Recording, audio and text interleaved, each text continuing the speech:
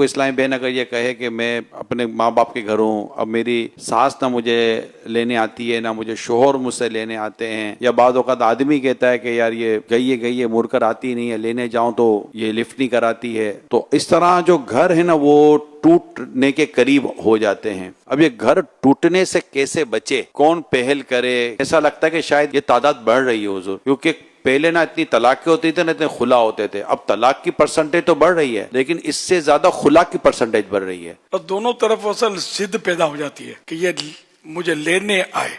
अब वो बीवी चाहती है शोहर मेरे आगे झुके, अच्छा शोहर चाहता है कि बीवी मेरे आगे झुके। अब ये दोनों इस खिंचम तानी में डोरी टूट जाती है बाजों का, और कुछ का कुछ हो जाता है। तो इसलिए ये देख लिया जाए कि कसूर किसका है। मसलन बीवी रूठ के चली गई है, तो अब मुतालबा ना करे कि मुझे लेने आए, ये कोई सी तरकीब बनाए और चली जाए, समझ में ही आता है। शोहर ने धक्का मार के निकाल दिया है, घर बर्बाद होता है, इससे बच्चे रुल जाते हैं।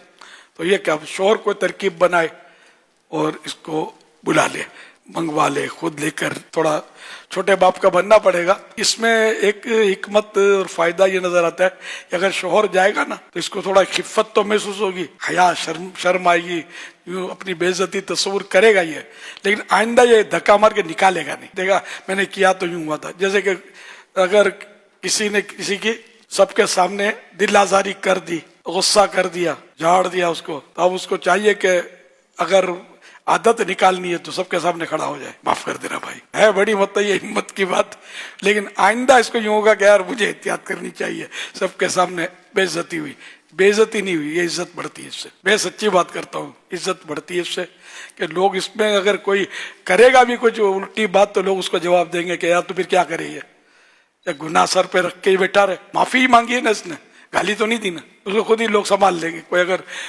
मजाक उड़ाएगा भी तो लोगों के दिलों में ऐसे शख्स की इज्जत बढ़ेगी कि यार ये जिद्दी आदमी नहीं है, आजिजी वाला आदमी है। इस तरह दोनों में जिसकी भूल हो वो ऐसा कर ले। हजरत सैयदना अबू दरदा रदी अल्लाह अन्हु ने उम्मु दरदा रदी अल्लाह अन्हा से फरमाया, जब मैं गुस्से में आऊं तो तुम मुझे राजी कर दिया करो, और जब तुम गुस्से में आओ तो मैं तुम्हें राजी कर दिया करूंगा, क्योंकि अगर हम ऐसे न रहे तो बहुत जल्द एक दूसरे से जुदा हो जाएंगे। यानी एक को गुस्सा आ जाए तो दूसरा भी गुस्से में आ जाए ना तो आग से बुझेगी नहीं, बढ़ेगी, आग पानी से बुझेगी।